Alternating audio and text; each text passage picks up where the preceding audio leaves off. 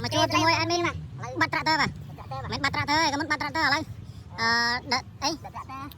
đợt tractor cái thu ấy đợt tractor cái mấy ấy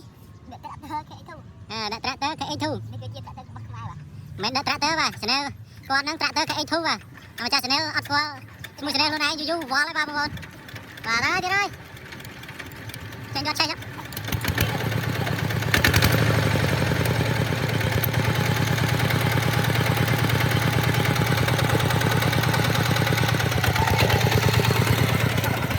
rồi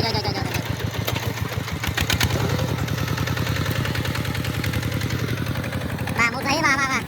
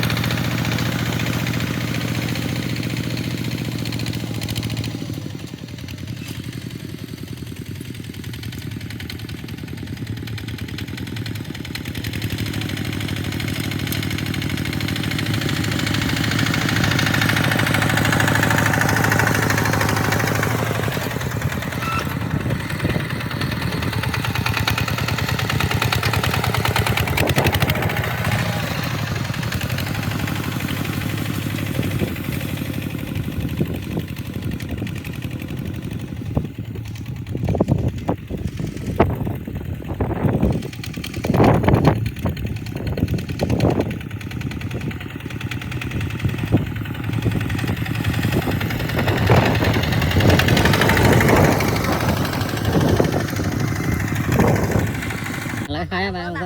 Ủa, giỡn với mình. ba Dạ rồi. ok chụp này video rồi bye bye